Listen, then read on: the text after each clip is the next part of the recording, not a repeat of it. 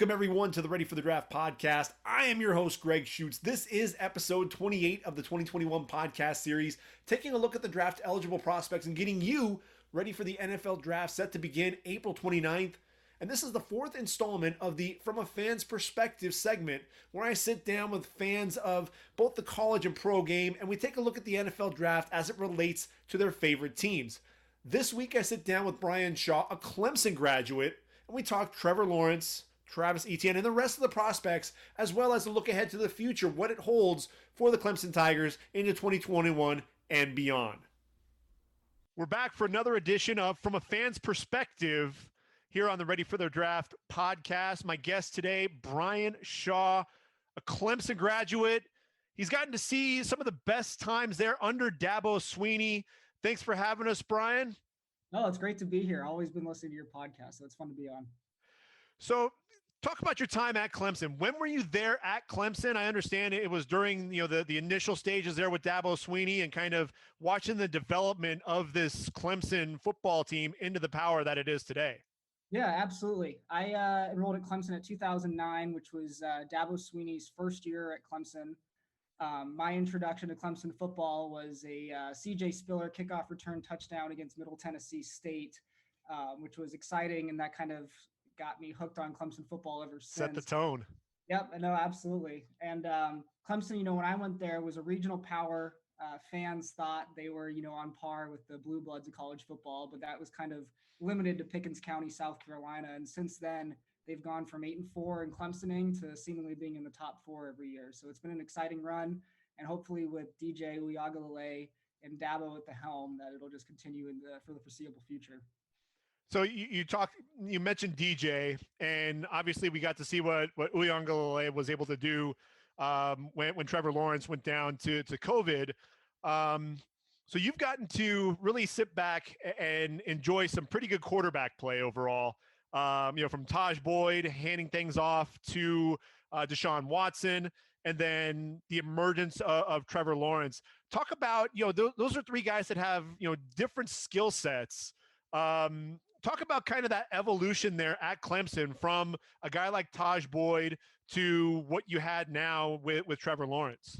Yeah, absolutely. Taj Boyd was just an excellent facilitator. He was with that new Chad Morris offense, and he was just really good at getting the ball to his weapons. He had Andre Ellington. He had all those, ridiculous receivers, Sammy Watkins, Nuke Hopkins, Martavis Bryant, Adam Humphries, all NFL guys. And he was just a product of that incredible system and just really good at getting the ball out. And from there to Deshaun Watson, it still astounds me that Cole Stout was able to win that job in the summer because I remember that first game at Athens, Deshaun Watson comes in cold off the bench, just throws a strike up the middle. I forget if it was a tight end running a seam or a skinny post, but just unbelievable. And his ability to just go out there and just sling it, run it, do whatever he had to do to win was absolutely incredible to watch, culminating with that national championship victory against Alabama. And then just to go from Deshaun to Trevor Lawrence, who, I grew up, I was a UCLA fan, unfortunately, but watching, Carson Palmer, Matt Barkley, Sanchez, Booty, Darnold, all those guys. I was in the Coliseum when Aaron Rodgers went 23 for 23 against SC, and I think his 24th incompletion was throwing it out of bounds. So I've seen all those quarterbacks, and Trevor Lawrence is just on a completely different level. I mean, Deshaun had to, scrape and claw to get that national title against Alabama. And in Trevor Lawrence's freshman year, I was actually at Kyle Field in A&M when he threw up that 50-50 ball to T. Higgins to kind of set the tone in front of 110,000. And then he goes on to beat Bama by 44-16. And, I looked it up yesterday, and who was on that Bama team? It was Tua, Mac Jones, Jalen Hurts. They had Jalen Waddle.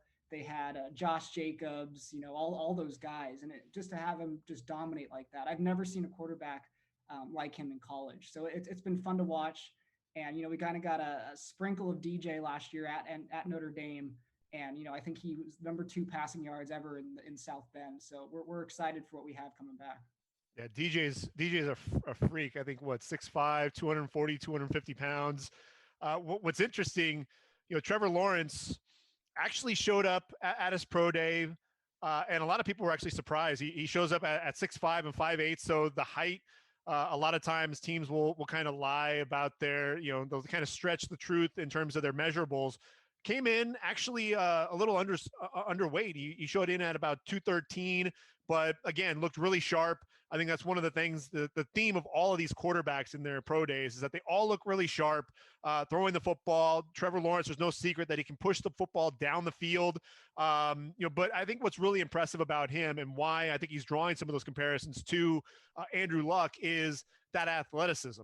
He makes it look easy with his ability to escape the pocket when he's off platform, keeping those eyes down the field, finding those receivers, but then taking off and running with the football. I think that's an element that for him, yes, you have Justin Fields running a 4.4, 4.44 at his pro day.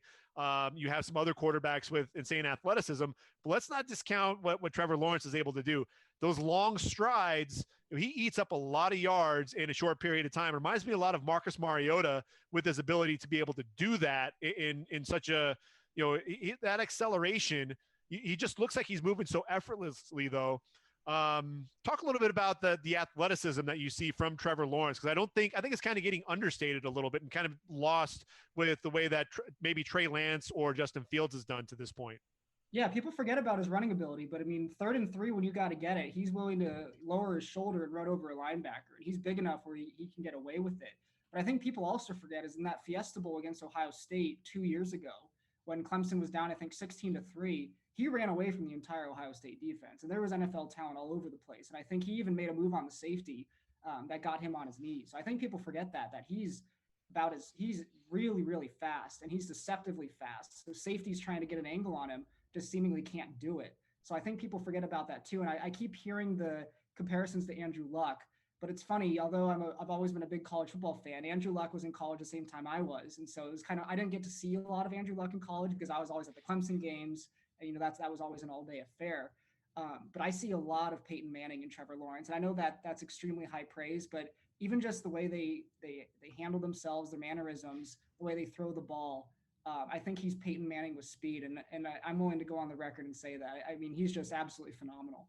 And I think you're exactly right that his ability to run is just going to make him as dynamic as a quarterback as the NFL's seen. So there are a lot of people in the draft community, especially if you show up on Twitter, that want to try to chip away at Trevor Lawrence, trying to find those chinks in the armor. That, hey, he's not really the generational talent that everyone's trying to make him out to be. He's not Andrew Luck because he doesn't see the field like Andrew Luck does.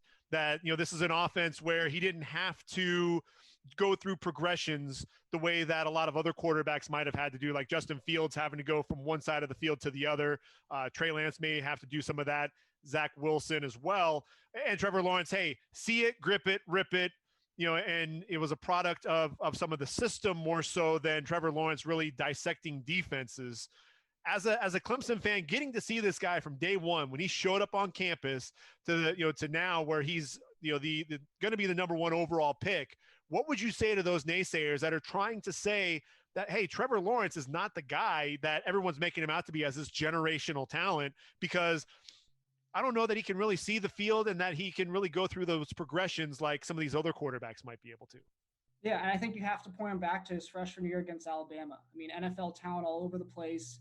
Clemson's never had an elite offensive line.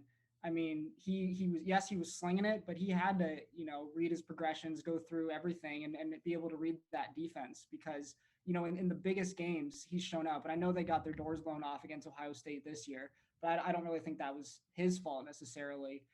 But I think he's always had the ability to get it to where he needs to be. And I think if you just look at the measurables he has, he's about as good as it gets. I mean, you couldn't think up of a better quarterback prospect in the NFL.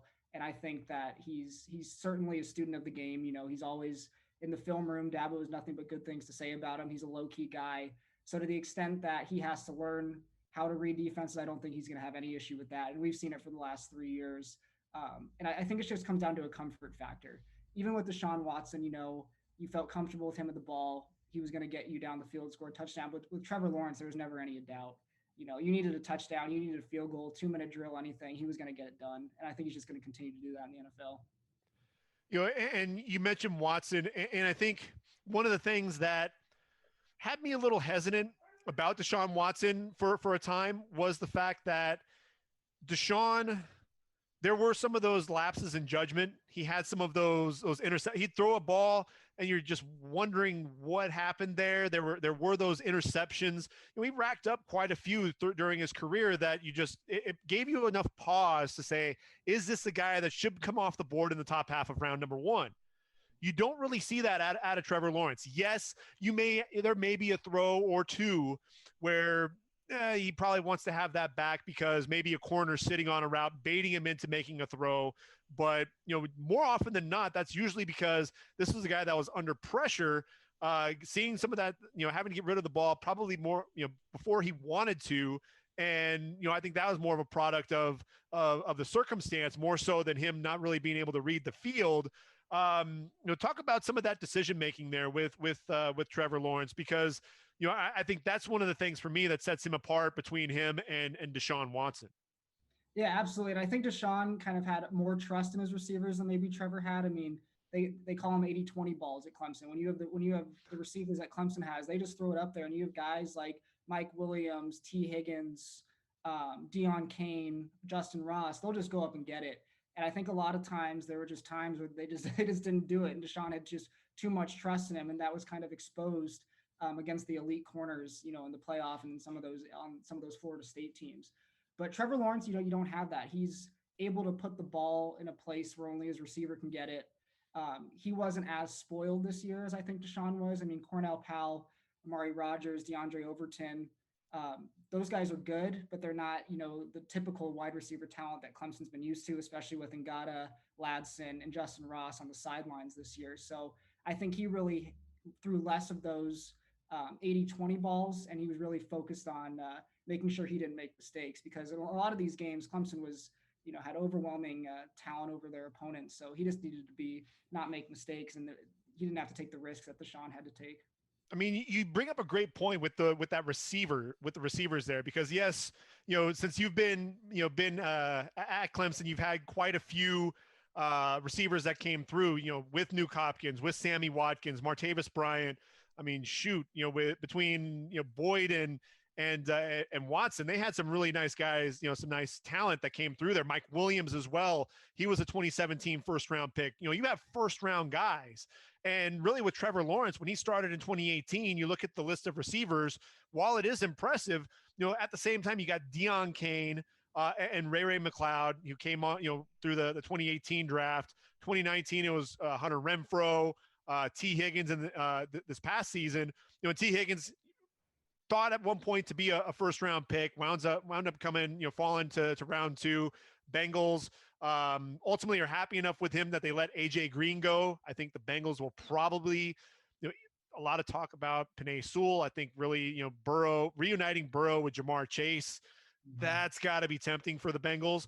But when you look at the level of talent that Trevor Lawrence had at the receiver position, I think he really elevated his receiver play more than anything else. And that's really the thing I think that's going to be key with DJ too, is he's got some young receivers still. You mentioned Ladson, you mentioned Ngata, EJ Williams, Justin Ross will kind of be the veteran of the group, even though he hasn't seen a lot of time due to injury.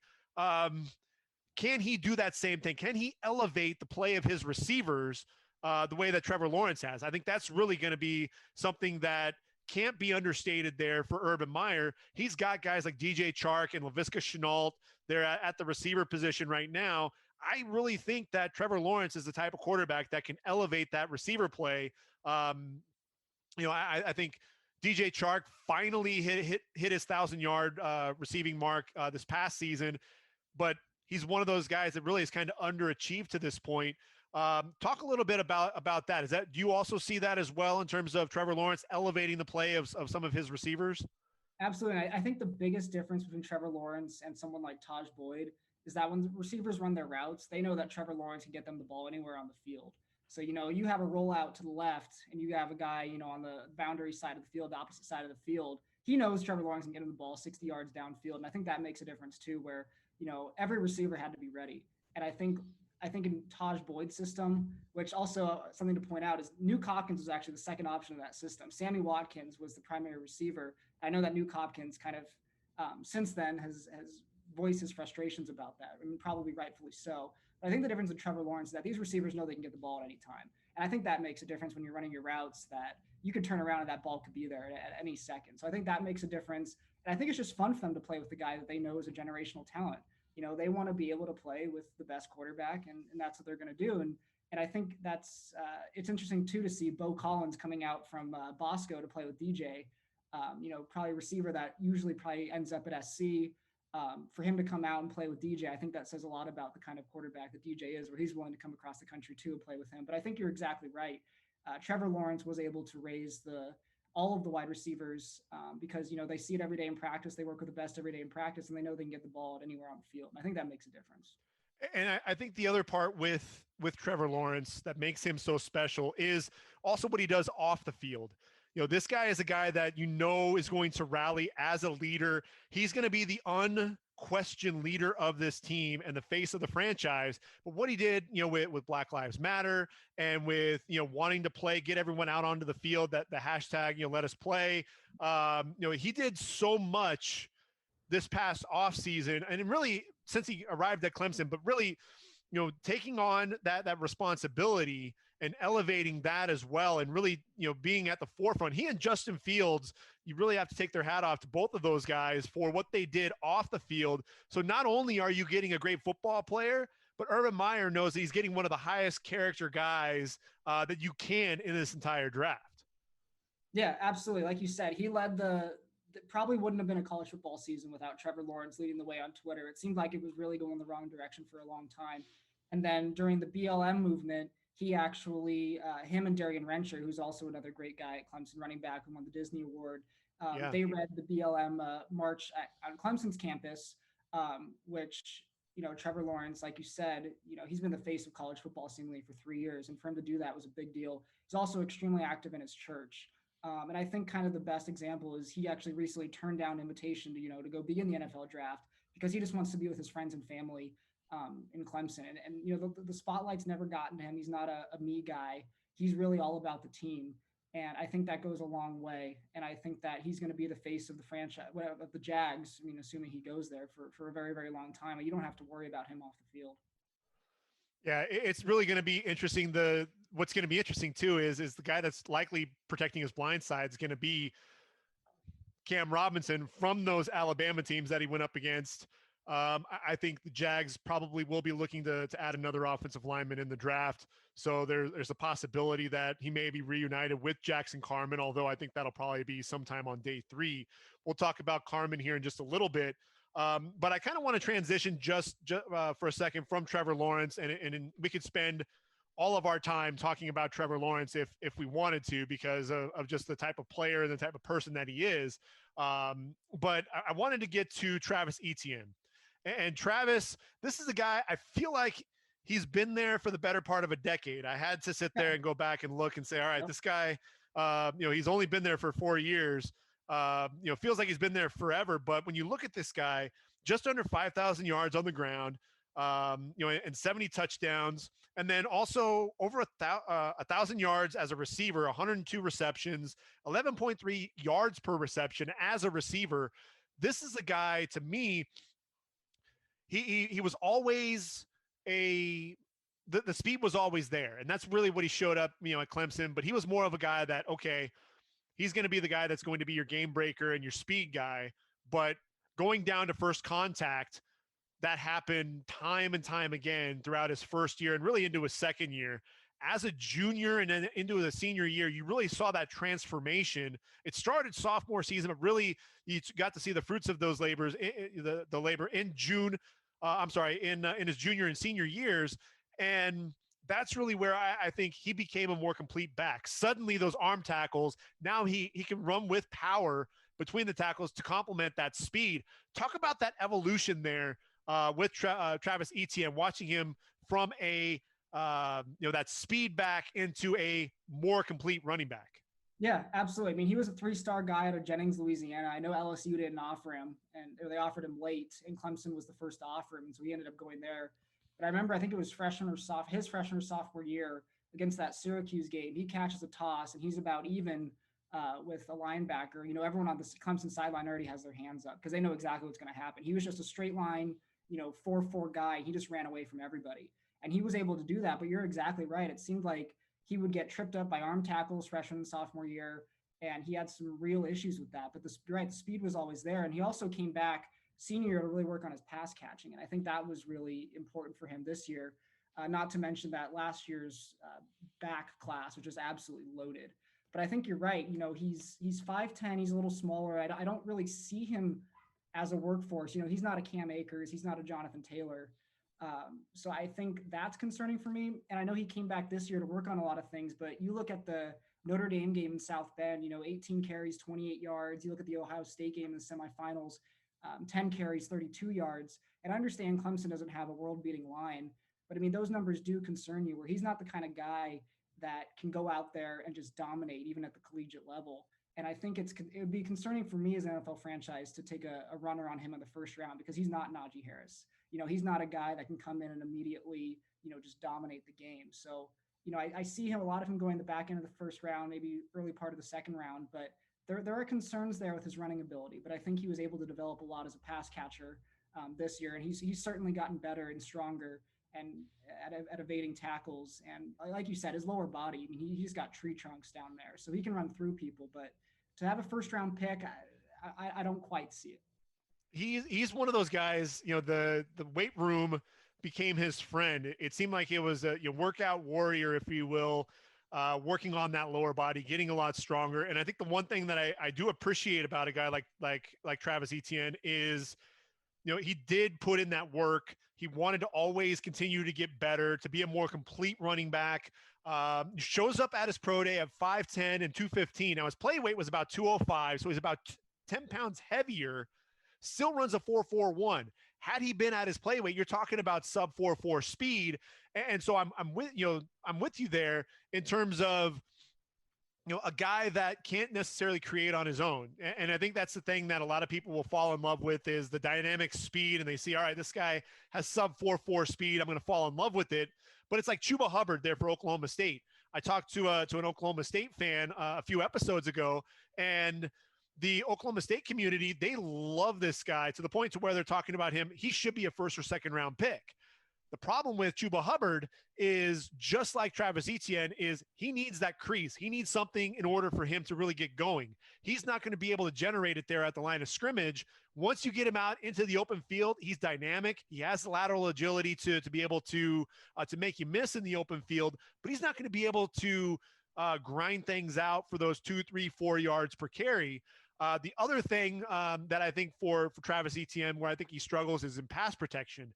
There were a couple of plays. I think there was one in the Notre Dame game and a couple of others where he just kind of threw himself at these linebackers and these defensive ends, and they essentially were throwing him aside. It was like he was almost getting in the way and really wasn't coming in, being able to get under their pad level and really showcase that ability as a blocker. Najee Harris, on the other hand, this is a guy that's coming across the formation, picking up blitzes, understanding exactly what he sees in front of him. I think that's the other thing that's going to hurt Travis Etienne, as he transitions to the next level, is you can start poking holes in really, what he's able to bring to a franchise.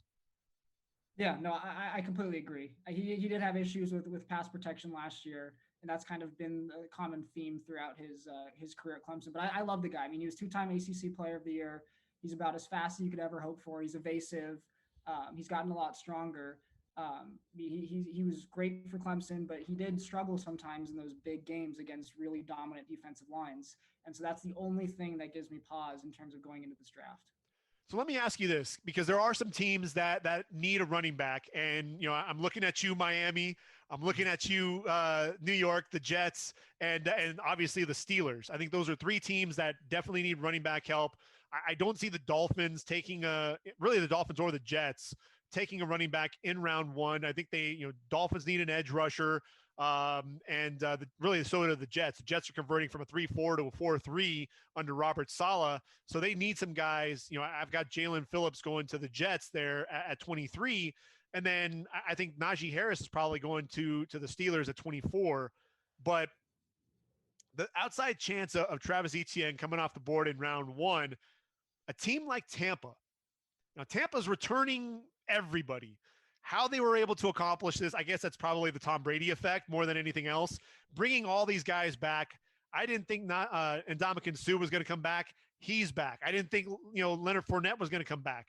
He's back. But so I really think their draft can be a little bit in terms of luxury.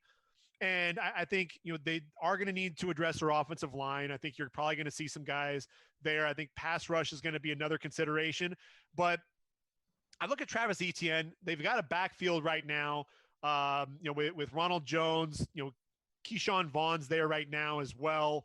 And then, obviously Fournette's their home run hitter. What do you think of Tampa? Looking at him, you can kind of, you can put him in the slot, move him around a little bit, be kind of one of those dynamic players out there on, allow him to play in space, really want more of a luxury pick than anything else. I think Atlanta's another team, that's in desperate need of a running back, 49ers as well. So if they fall to day 2, those are some teams. What do you think about Tampa potentially, end of round 1, taking a guy like Travis? See, I think that'd be a great spot for him. When I say he's not a workhorse back, I just don't see him going behind the Jets offensive line, taking 30 carries and dominating. But I think you get Travis Etienne in the right system with, open field. You have Tom Brady, you have Mike Evans there, you have, creases everywhere. I think you get him on the right team in the right space. And I think he has the potential to dominate. So I think that would be like a Clyde Edwards-Helaire ending up with the Chiefs where, he doesn't have to do too much. He just has to, take the ball 12, 15 times.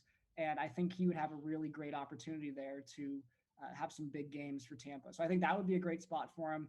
But, it just makes me nervous where he ends up on a team without a dominant offense. And I just don't think he's a guy that you can turn to like a Saquon Barkley and you can just hand him the ball 30 times and he can get you 130 yards and 2 touchdowns. But I think if he ends up in a place like Tampa, move him around, put him in the slot, out of the backfield, give him 10 to 12 carries, I think he can make that team better. And I think that would be a perfect landing spot for him.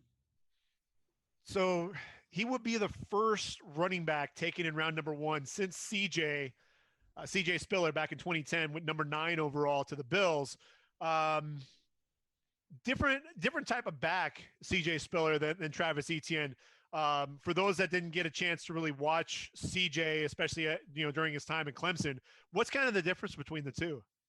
Yeah, CJ was the most dynamic back outside of Reggie Bush that I've ever seen. There's a clip against Georgia Tech in his freshman year where he fakes to the outside, senior linebacker from GT goes down, fakes to the inside, another senior linebacker from Georgia Tech goes down, and he just runs straight for the end zone.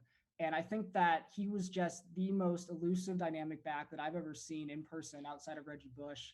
And you don't really see that with Travis Etienne. I think the biggest difference is kind of where CJ Spiller, 1 year he had 5 kickoff returns for touchdowns. And you just don't see that with Travis Etienne. So I think Spiller, he didn't go down on first contact. He was probably a little bit quicker than Travis Etienne. He and Jacoby Ford were on the 4x1 team at Clemson. So I think CJ was is it the suddenness, the suddenness with him, with the ability to make you miss? Absolutely. CJ Spiller, could come to a complete stop on the outside and be at full speed in 2 steps. And I think Travis Etienne just doesn't quite have that.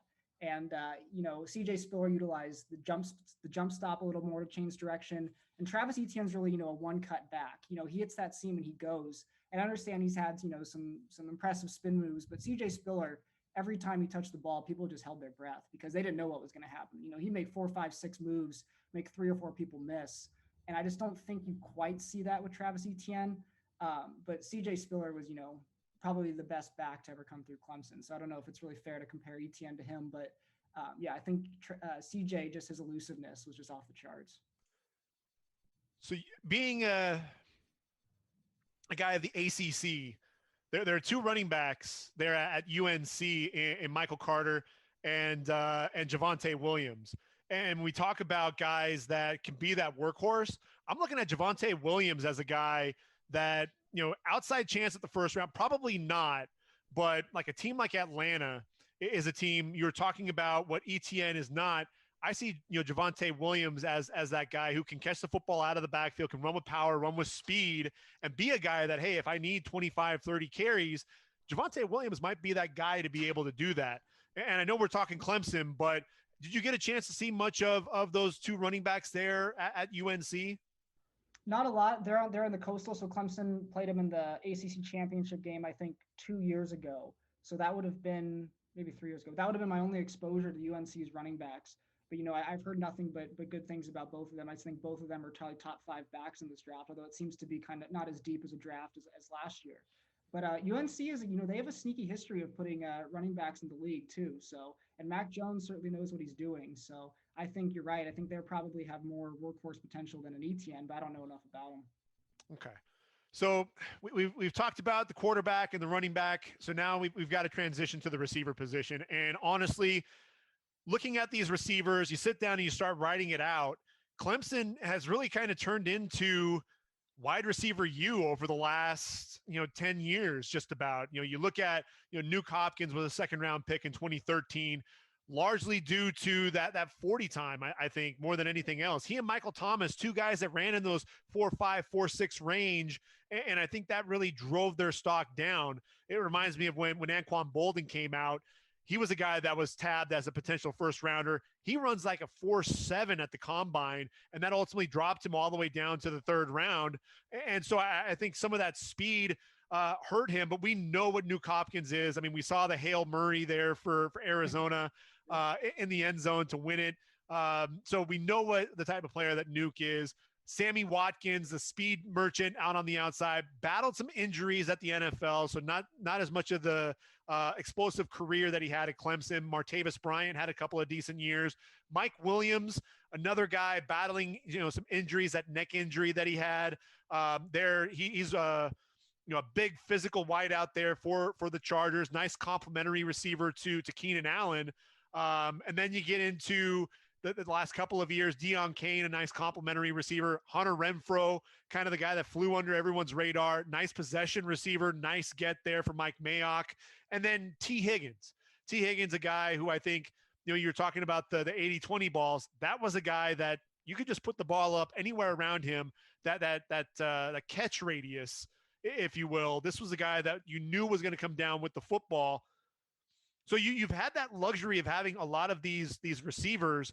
What's interesting is Amari Rodgers, Cornell Powell, they don't really fit that bill too much in terms of these guys. They're really different types of receivers. Talk a little bit about that this year, because you're really, I think a lot of the younger guys, you're trying to find who's the next Sammy Watkins or who's the next Mike Williams, who's going to replace T. Higgins. And a lot of those, I think there's a lot of pressure, undue pressure really on the Ladsons and the Ngatas and the EJ Williams to perform. You had Amari Rodgers and Cornell Powell, who were really the guys that helped really, they were the guys that helped Trevor Lawrence really move that passing game forward. Talk about those two guys as receivers a little bit. Yeah, starting with Cornell Powell, I think he's going to be a steal in this draft. People forget he was the number 4 receiver coming out of high school. He was just buried behind Mike Williams and Deion Kane at the depth chart when he got there, because you remember Mike Williams hurt his neck his junior year and ended up coming back for a 4th year. And then as soon as Williams and Deion Kane went on, Dabo went out and recruited T. Higgins and Justin Ross. And before Justin Ross's neck injury, I thought he was going to probably be the best of all of them, including Nuke and Sammy. I mean, what he did in that college football playoff 2 years ago was where he just absolutely dominated Notre Dame, absolutely dominated Alabama. It was one of the most impressive things I've ever seen. But, Cornell Powell, 6 foot, 204. He ran a 4.5, which isn't great. But, I mean, you look at the Notre Dame game. He, 6 catches, 161 yards, and a touchdown with first time playing or second time playing with DJ. And he has, great hands. I don't know what they do down in Clemson. I don't know what's in the water with those jugs, but it seems like every receiver coming out of Clemson has great hands. I mean, Nuke Hopkins is known for, not dropping a ball in the NFL. Renfrow probably has even better hands than he does. So I think Cornell Powell, you're going to get he's just above average everywhere. He's above average hands. He's a pretty smooth route runner. I think a team is going to be really happy with what they get, late in the draft. And I think that he can come in and really help somebody out. And Amari Rodgers, he's a weird size. He's about 5'9", but he's built like a truck. He's 212 pounds, another 4'5" guy. But he's just about as professional as Clemson has had at receiver. And I remember at the Senior Bowl, he was really turning heads in practice. That he's another guy that just doesn't drop the ball. And you want to talk about a guy that doesn't go down on first contact. I mean, there were times, very early in games where corners, diving at his legs and he wouldn't even phase him. He would just run right through it. So I think he's going to be a guy. I think he's a poor man's Kadarius Toney, and I think that people are going to get a real steal late in the draft with him too, because he's just kind of in between a receiver and a running back there. So it'll be curious to see what NFL teams end up doing with him. But I really like Amari Rodgers. I think he's going to have a great pro career. I don't think he's going to be a world beater by any means, but I think he's just going to be a guy that just puts his head down, goes about his business, and he's not going to drop a ball. I'm glad you said that about Rodgers and Toney, because that's kind of what I also see as well. Because Toney, the thing with Toney that was so interesting there at Florida was he was kind of the gadget guy, a guy that gadget player, really developed himself into more of a dynamic receiver, a guy that I think has a great chance to come off the board in round one. I think the Bears at 20, even though Allen Robinson's coming back, I think they could use an explosive receiver. Toney can be that. The Tennessee Titans, they lost Corey Davis and Adam Humphries. And, they've got A.J. Brown there. They really haven't added too much. They added Josh Reynolds, but he's more of a bigger receiver. So I see Toney there, and that explosiveness. But Rodgers can do a lot of things. That 5'9", 210. Once he has that ball in his hands, this is a guy, he's difficult to bring down, and he has that running back mentality. And, yeah, I could see teams lining him up in the backfield, running different packages for him. Here's one of the receivers there for Clemson. I kind of look at Amari Rodgers, and I'm looking at the Jaguars receiving core. And, I already mentioned DJ Chark and Laviska Shenault. They picked up Marvin Jones in free agency as well. And then Philip Dorsett, the speedster on the outside. But, Colin Johnson, a big receiver. But looking at who could potentially be a weapon in the slot, I'm looking at Amari Rodgers. You've got James Robinson in the backfield as well. Nobody really behind him. You carve out a niche there for Amari Rodgers, probably in that round 5, round 6 range. Could you see him, a team like Jacksonville, somebody that needs that slot presence? Would that make some sense? I think absolutely. I think you can just plug him there. And I think it'll be a nice comfort factor for Trevor Lawrence off the field. It's always nice to have people around you that you went to college with. So I think that would be huge as well. But I think you put him in the slot and he's just going to go about his business. He's not going to drop any balls. I think he's going to have a little bit more of a challenge in the NFL getting the space he did in college. But I think you're right. You line him up in the backfield, throw it to him in the flat, and he's either going to run away from a linebacker or he's going to run through a corner. So I think he could be a valuable weapon for a team like the Jags.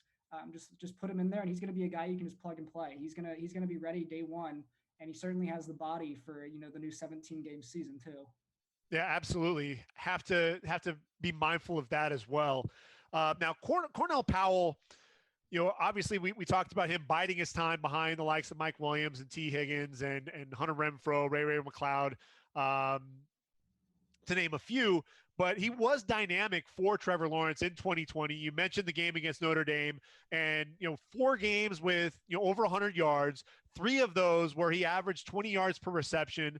And then this was a guy who had a nose for the end zone, scoring a touchdown in 6 of the Tigers' final 8 games. So a guy that let me ask you this: is he, because he has that 4.5 speed?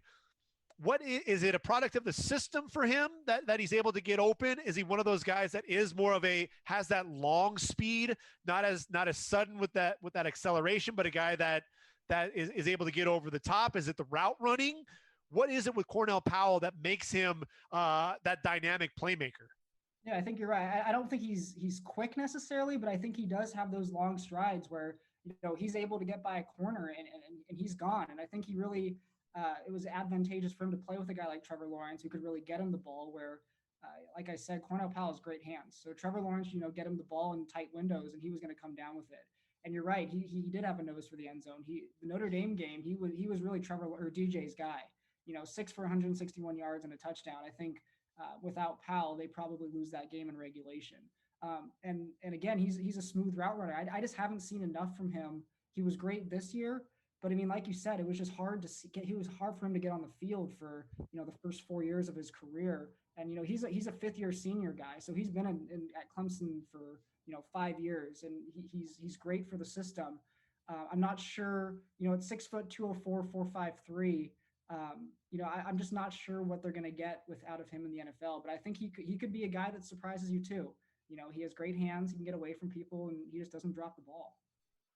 Yeah, it's one of those things, when you look at the Clemson receivers, and really that's the thing with Dabo. More often than not, the guys that he's recruiting, these are guys that, when they transition to the NFL, at least at the skill position, we can make the argument with some of the other positions, maybe not as much, but with the skill position guys, they're able to transition pretty easily to the next level. And I think with Cornell Powell, for me, the draft Twitter community fell in love with this guy at his pro day because he just came out chiseled, looking like a smaller. I'm losing my train of thought. The Seattle receiver, Metcalf, DK Metcalf. Thank you. He just looked like a smaller DK Metcalf when he came out there, and the physicality on the outside. I think he has a little bit of that, but he'll be one of those guys, probably end up being the 4th or 5th receiver on a team, at least starting out before, he really starts developing. So it's one of those things to where I don't think we can expect too much out of him starting out. I think with Amari Rodgers, the difference there is he has some different skill set. It's rare to have a receiver built like him. I mean, essentially 5'9", 210. I think he's built about the same as James Robinson, the running back there. So really you could see an Antonio Gibson-like transition to the running back position. And I think because of his suddenness that he brings, to that return game as well, I think that could potentially bode well for Amari Rodgers down the road, more so than Cornell Powell, just because, I think it'll take him a little bit of time to catch on. Yeah, no, absolutely. I think Amari Rodgers, guys, he's going to be ready to go. I mean, Dabo always talks about him and did the same thing at the pro day. He's just a pro. He goes about his business. He's mastered his craft, and I think you're right. You can put him anywhere, slot, running back. I don't think it's going to matter, and he's going to be tough to bring down. Last guy to talk about. I mean, and it's crazy when we look at this draft. Last year, had guys on defense all the way across. And so we look this year. It's really all on offense, mostly the skill position guys. We have one offensive lineman, and that's Jackson Carman, 6'4", 317. What was crazy at the pro day, he didn't work out, and I think it was due to injury. And so I think he's actually going to have a second pro day here where he will get a chance to work out, I think, in a week or two. But the craziness is the arm length, 30, under 33 inches with the arms. So from a tackle perspective, those are really short arms, but this dude had a nearly 7-inch or 7-foot wingspan. You're talking about 82 inches. This guy's just wide. To me, I look at him, he did struggle with some speed, but he's a real physical dude there at the point of attack. I see him being an early to mid day 3 guard at the next level. What do you think? I completely agree. I don't think he's a guy you can draft and put at left tackle right away because, like you said, he was an absolute mauler, in the run game. But you went up against those DNs at NC State, and he had a really hard time with speed and getting low and kind of matching that in a lot of those games. So I think you're right. I mean, maybe you're right tackle, but he's probably going to end up at guard. And he's just another one of those guys, like Mitch Hyatt, 5-star guy, Jackson Carman, 5-star, number 2 offensive tackle out of high school, out of Ohio State's backyard. And I don't know if it was the length of his arms or what, but it seemed like he just had a hard time, taking it to that next level. And I don't know if that's a function of the development of the offensive line at Clemson or whether he just didn't have it. But he's a guy, I think you're exactly right. I mean, he's 6'5", 320 pounds, that he would be a great guard. But you're right. I don't see him playing left tackle in the NFL. Do you think he could make that transition to a right tackle? I think that's really the big thing for him with his ultimately with his draft stock is if he's going to be a day 2 guy, he's going to have to be able to show that he can play both tackle and guard and that versatility. Hey, he can be a swing tackle. We can also plug him in to either of the guard positions. But, I fear because of that lack of arm length, yes, he has that wingspan, but I worry about guys being able to set a soft edge on him and be able to shoot into the backfield because they're getting into his body and he's not able to really fend them off because of those shorter arms. Long limb defensive linemen, we're seeing that for days. We're seeing guys that are getting bigger and stronger and more explosive coming off the edge. I think about a guy like Kwity Paye, the rookie coming out of Michigan in the draft. This is a guy who's very physical with his hands, likes to get into your body. And if you've got 32-inch arms, I worry about Carman there on the outside, but he can be that road grader in the running game. Is there any chance for him at tackle on the right side, or you really think he's going to really be just a guard? In which case, to me, I think that kind of brings him into probably like that 5th, 6th round as kind of being more of his, the top end for him. Yeah, I mean, I think you draft him as a right tackle project, knowing that if he doesn't work out there, you can easily transition him to guard. I mean, he's big, he's strong, he can run over people, but I think you're right. He gets beat in space more times than he doesn't. He was protecting the blind spot for Trevor Lawrence, kept him healthy mostly for 3 years. But I think you're right that he's really going to be exposed at the NFL level to those longer defensive ends and those quicker defensive ends. So I think you take him as a right tackle project, knowing that if it doesn't work out, you can put him on the inside. But I mean, it's funny to me because he was going up against guys at Clemson, like Clelin Ferrell, Dexter Lawrence, Christian Wilkins, Austin Bryant, all of those guys. So I mean, he's seen the best that the NFL potentially has to offer. So I mean, I don't think he's going to be overwhelmed by the situation, but I think you're right. He's just going to be hamstrung by his short arms and his inability to dominate in space. So I think he's either a right tackle project or you move him on the inside, which obviously is going to hurt his draft grade.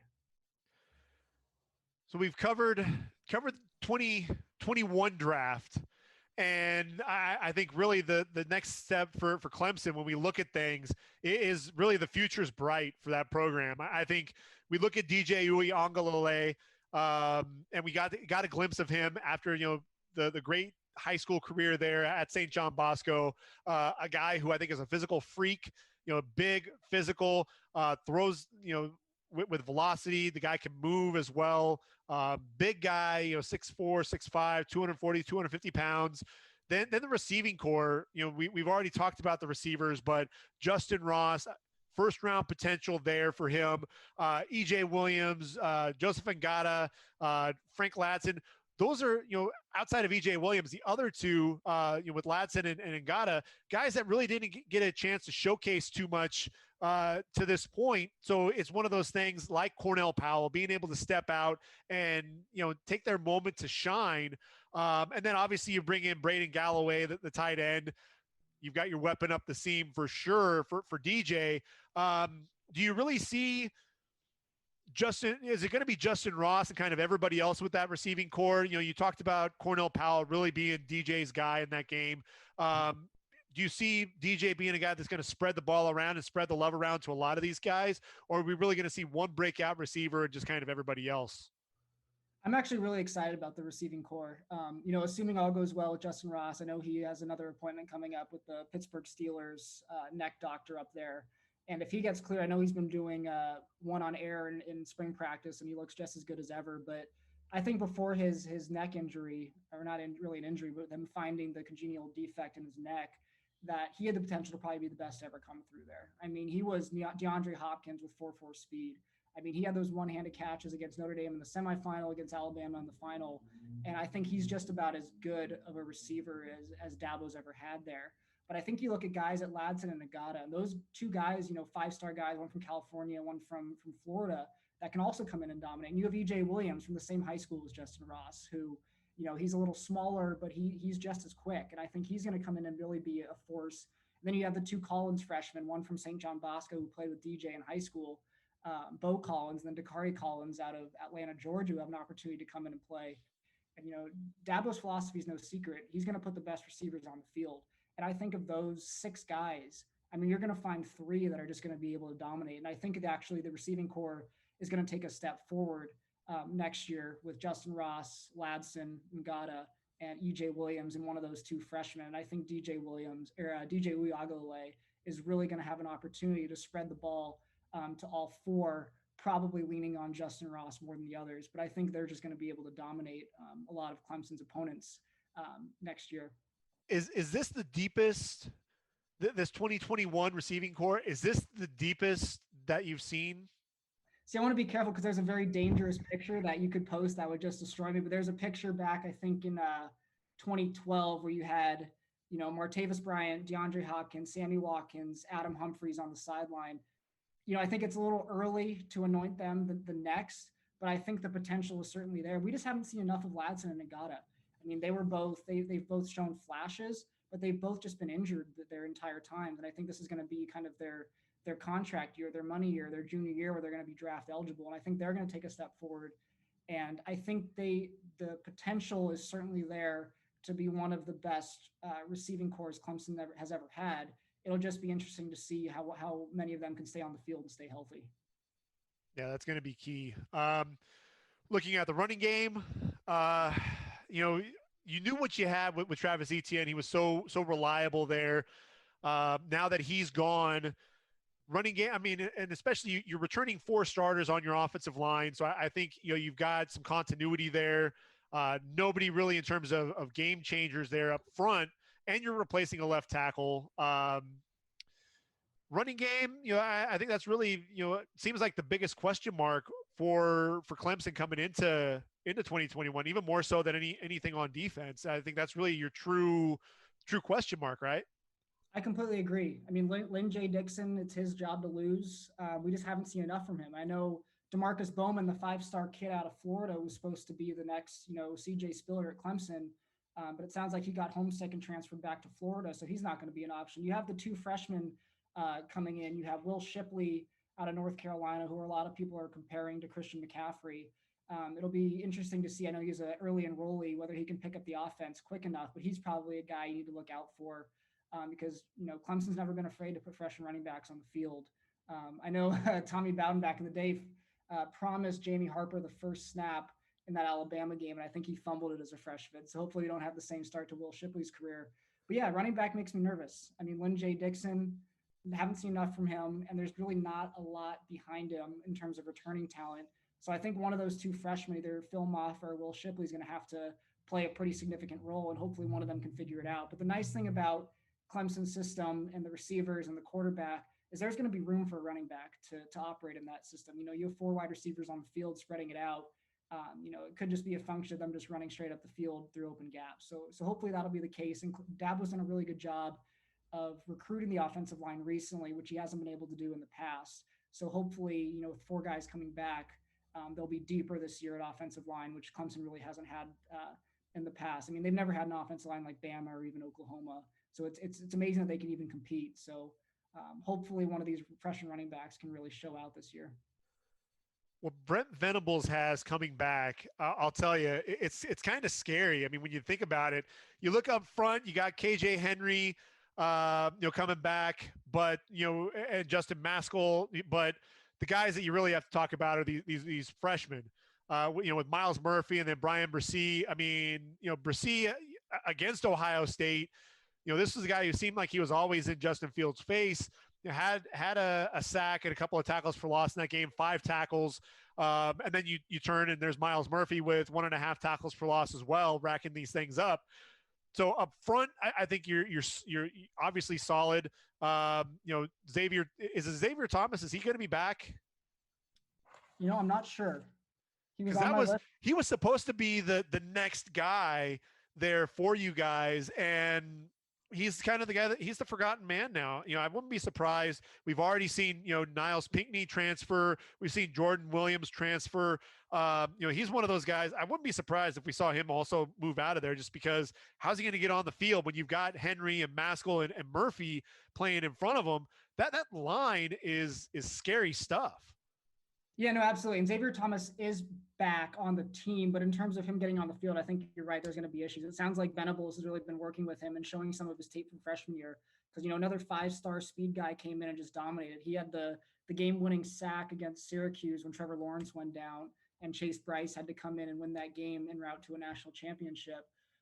So I think he will be back, whether he's the same player he was. I know he had some COVID issues this year and other injuries and off the field stuff that he has to get through. But I think he's another guy that, coming off the bench is just, another 5-star freak. But the defensive tackles with Bresee and Tyler Davis, I mean, that's about as good as it gets. It reminds you of Christian Wilkins and Dexter Lawrence.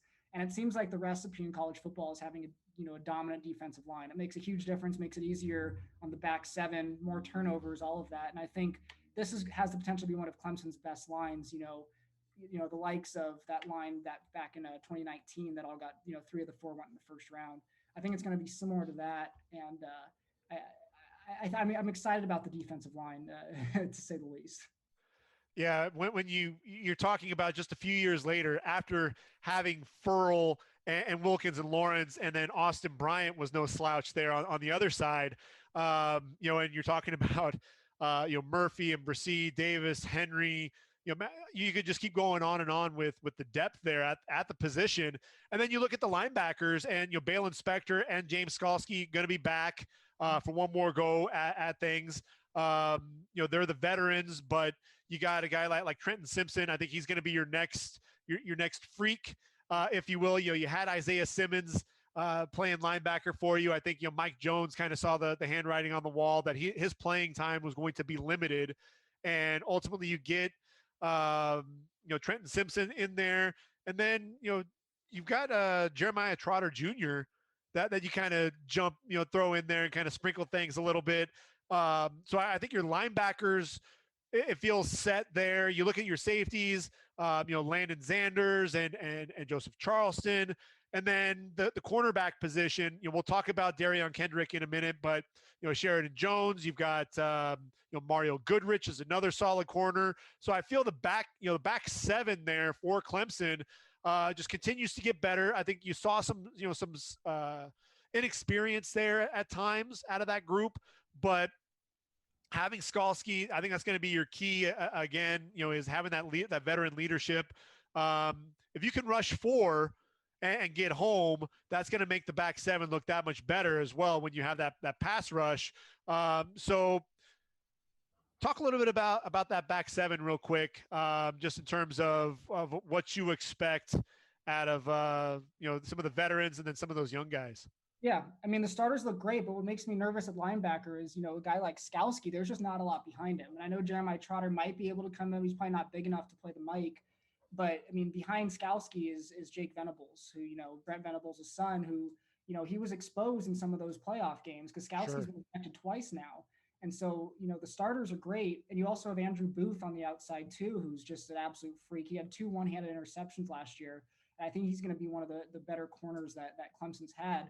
But, I get nervous at safety too. I mean, Clemson's always had solid safeties, but, they've been exposed. They've been beat. They don't have the speed for whatever reason that, other safeties on other teams have. So I think the front 4 will be able to minimize a lot of the potential exposure there. But I think there are ways to beat Clemson. And I think it's in a lot of those vertical routes with those safeties, because Nolan Turner's great. He had that pick against Ohio State. But, he's just not quick enough to keep up with the Olaves of the world out there. So there's certainly concern there. But, Trenton Simpson, I think you're exactly right.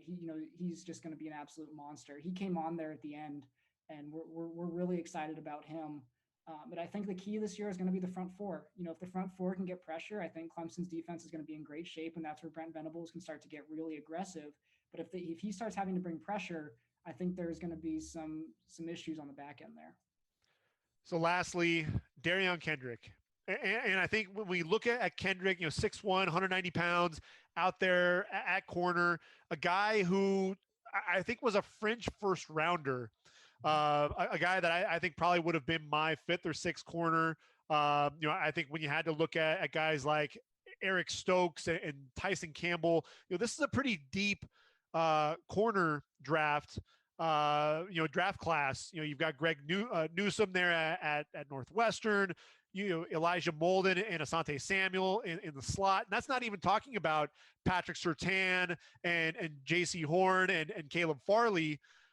So I could see why he wanted to come back to Clemson. And I think, he had a chance to be that first corner taken off the board. But then the arrest, first he gets kicked off the team, then he has the arrest with the gun charge. And now it looks like he's potentially looking to transfer.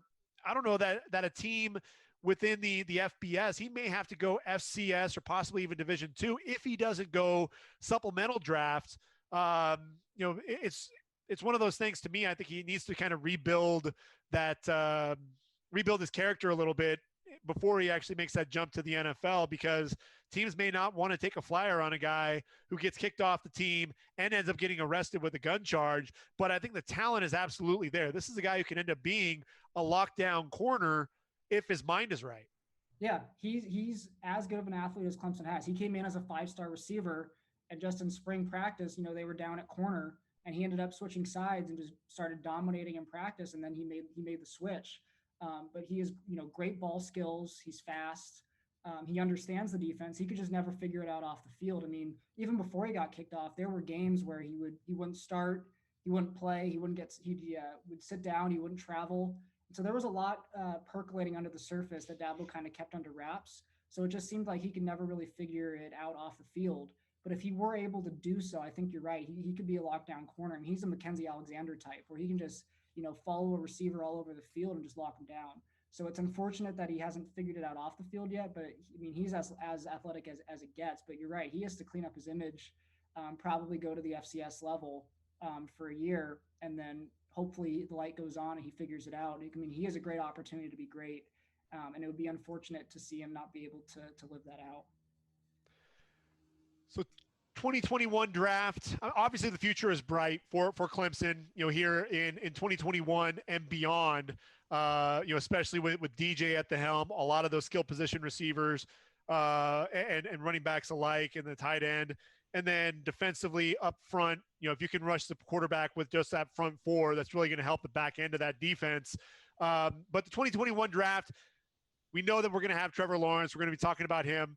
Where's Travis Etienne going to go, either day one or at the first part of day two? And then we're going to have a couple of receivers that we're going to see sprinkled in there somewhere around, the beginning to the mid day three. What's going to happen with Jackson Carman? So I think there's going to be a lot for you as a Clemson fan. You're going to get to see 5 guys right there come off the board at some point in all 3 days of the draft. You're really going to be keeping an eye on that board. I think it's going to be exciting to see what the future holds for Clemson coming up here at the end of April. Any closing remarks, anything else that you wanted to touch on draft-wise, whether it's Clemson or anything else that you have your eye on? Something you mentioned, a name, J.C. Horn. I'll never admit this publicly, but that guy down at South Carolina, I mean, we saw enough of him at Clemson. He's as good as it gets. So I think that people are kind of underestimating him. I think he's going to be very, very good in the NFL. I don't know where you have him on your board, but I think he's going to absolutely have an opportunity to come in and dominate right away too. So J.C. Horn, yeah, if you turn on that Auburn game, he went against Seth Williams, big receiver, big physical guy, 6'3", I think 210, 215 pounds, and physical presence, and a guy that would win those 50-50 balls. And he just sat in that guy's hip pocket, and 4 pass breakups, 2 interceptions in that game. Might have been his best game as a Gamecock. And when you think about it, he's had a lot of success there for South Carolina. I've got him as I've been going back and forth. He's ultimately my number 1 corner. I'm putting him ahead of Patrick Surtain and Caleb Farley.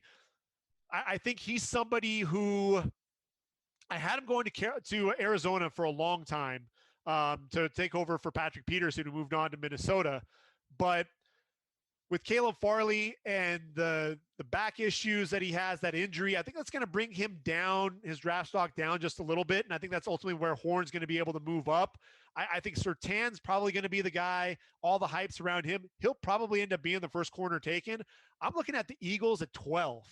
And they've got Darius Slay at 1 cornerback position, but you look at the other side, Avonte Maddox, he's probably better suited moving inside.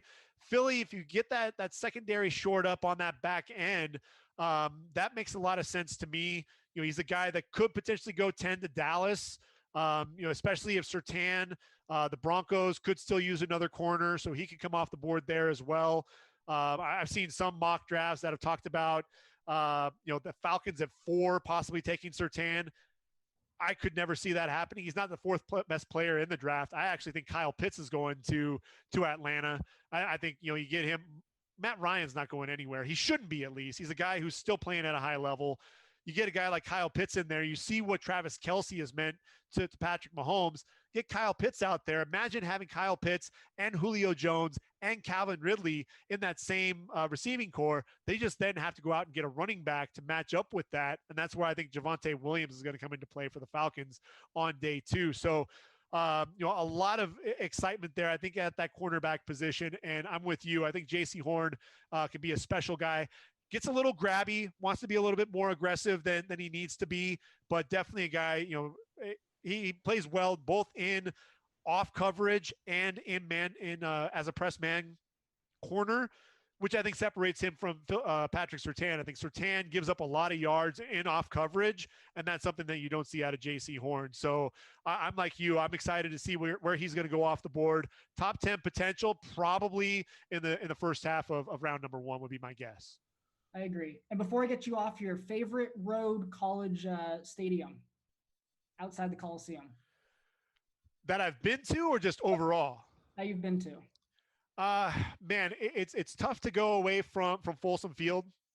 There in Colorado and Boulder. The atmosphere, especially if it's a cold day and you got the snow going, and then Ralphie. I think that's one of the iconic mascots. When you let Ralphie loose, I think it's a lot of fun. So I've been to the Rose Bowl. I've enjoyed the pageantry there with it, but I think with it being a bowl, you're not sitting right there in the action. You're kind of sitting away from the action the further that you go up into the stands. I have a lot of fun at OU at Gaylord Family Memorial Stadium. That's another place that can be a lot of fun. That's another stadium that does go straight up, so you're right there in the action. I've seen a lot of really good games there. There with OU, getting to see Baker Mayfield and Kyler Murray, Jalen Hurts play in the stadium. So they've done a lot of renovations there. So that's another stadium that I've really enjoyed. But if I had to pick one, just because of the atmosphere there, with being by the Rocky Mountains and all of that, and with Ralphie, I think that's probably the favorite for me. What about you? I gotta turn the tables a little bit. What about you? Yeah, I've had opportunities to see games at Alabama, Tennessee, Auburn, but the one that really got me was actually Kyle Field at A&M. I was there for the Clemson game 3 years ago, Trevor Lawrence's freshman year, where he really won the job. And, to talk about a passionate fan base, you have 111,000 just breathing down your neck. I swear the stadium was shaking under me. I haven't heard, outside of Clemson, where they actually tried to set the record over Oregon in terms of decibels, I had never heard a stadium that loud in my entire life. So I would have to go with Kyle Field, certainly. That's a place that is worth checking out, certainly.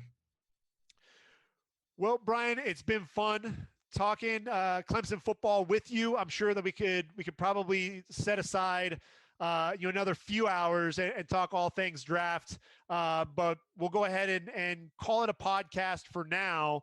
But thank you for coming on. Hopefully we can catch up again, maybe after the draft, and as we get into the 2021 season as well, and talk more Clemson football. Absolutely. Always looking forward to talk. We actually have the spring game today, so looking forward to it. All right, Brian. Well, I appreciate it. Take care, man. And we'll talk soon. Sounds good. Thanks for having me. My thanks once again to Brian Shaw for sitting down and talking all things Clemson football. It was a lot of fun. I hope you enjoyed the listen as well. We're going to transition to episode 29, which is up next, and we'll be talking about the edge rusher position. Now, when we talk edge rusher, we know that Kwity Paye and Gregory Rousseau, Jalen Phillips, and Azeez Ojulari are going to be the names that we'll hear coming off the board likely on day one. But how deep is this group? And how close to that first wave of edge rushers will that second group of Ronnie Perkins, Joseph Osai, Carlos Boogie Basham, Patrick Jones, Rashad Weaver, Peyton Turner, when will they hear their names called? And then we've got to talk Jason Owe, one of the best athletes of the draft, a physical freak, but he did not register a single sack in 2020. How big of a concern is that going to be? Is that going to hinder his chances of being a first-round pick? Should he be a day 2 pick? We'll talk about all of that and more. So until next time, everyone, for readyforthedraft.com, this has been the Ready for the Draft podcast. I've been your host, Gregg Schutze. Take care, everyone. Enjoy your week. And until next time, I am out of here.